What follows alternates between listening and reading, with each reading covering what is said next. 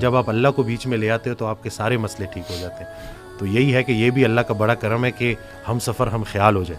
सही। तो ये जो है कहते हैं ना, हम सफ़र हम ख्याल हो जाए तो मंजिल आसान हो जाती है। मुझे अक्सर जो है कॉल्स आती हैं, मैं कॉल कंसल्टेशन लेता हूँ। उस दिन एक लड़की की कॉल आई, वो 2.5 साल से अपने वालिद से बात नहीं कर रहा और एक ही घर में रहते हैं।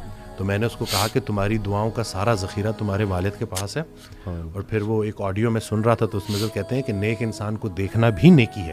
तो मैं सोच में पड़ गया और फिर एकदम से ना मुझे मेरा वो डॉट्स कनेक्ट हुए सारे ना, ख्याल मेरा वो बनता गया कि लेट्स से अगर घर में बूढ़े माँ बाप हैं और आप उनके पास जाते हैं और उनको मुस्कुरा के देखते हैं, तो हज मकबूल का सवाब है। कि क्या मतलब वीज़ा लगेगा नहीं लगेगा, जाओगे नहीं जाओगे, लेकिन सिर्फ मुस्कुरा के देखने से तो बस यही है ना कि शैतान असल में ये रिश्तों को ख़राब करता है। जी जी, ये इंसान को आपस में फसाद में डालता है।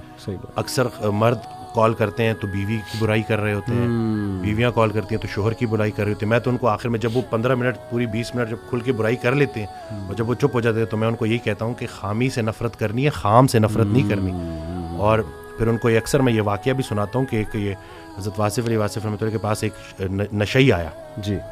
तो उन्होंने उसको साथ बिठाया। कुछ अरसे बाद ना उस नशई का भाई आया और उसने कहा कि उसने नशा छोड़ दिया, आपने क्या नसीहत की थी?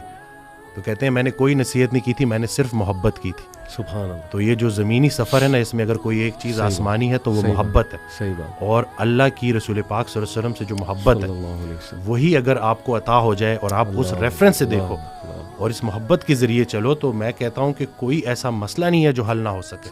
हम सिर्फ ये जो अपनी ज़ाती नफ़रत एक ऐसा जहर है जो अमल दूसरे का होता है, जहर आपके अपने जिस्म में फैलता है और फिर बढ़ता है बढ़ता है बढ़ता है और फिर इस हद तक बढ़ जाता है कि वो आपको इतना जहर आलूद कर देता है, इतना बोझल कर देता है कि सिर्फ चंद लोगों का चेहरा आपके आंखों के सामने है तो आपका मूड ख़राब हो जाता है जी। तो अगर आपने दिल में कोई बंदे ऐसे रखे हुए हैं ना, तो अभी अगर आप देख रहे हैं तो उनको फौरी माफ़ करें। सही बात। क्योंकि हमने भी अल्लाह से जाके माफ़ी मांगनी है तो जाके इनको माफ़ करें। और नादान है जी, ये लोग नादान है। कुरान में अल्लाह कहते हैं कि इंसान नादान है जी। तो आपकी दानाई अगर आपको नादानों के साथ गुजारा करना नहीं सिखा रही तो आपकी दानाई किस काम की? मैं अक्सर रिपीट करता हूँ कि आप बड़ा बने और माफ़ करें जी। ये छोटी सी ज़िंदगी है और कहते हैं ना कि कश्ती में अगर सुराख हो जाए और कश्ती डूबने लगे तो कश्ती में तमाम सवार लोगों को अल्लाह याद आ जाता है। तो कश्ती गुजर रही है, ज़िंदगी चली जा रही है और गुजरती जा रही है। हमसे जब कोई हमारी उम्र पूछता है तो हम वो बताते हैं जो गुजार चुके हैं। जी जी। हकीकत में उम्र वो है जो रह गई है। तो जितनी रह गई है बस खैर से गुजारें और आपस में सुलह करें। और बस यही है कि छोटी सी ज़िंदगी है और गुजारा करना है और सब्र करना है। बहुत ज़बरदस्त बात।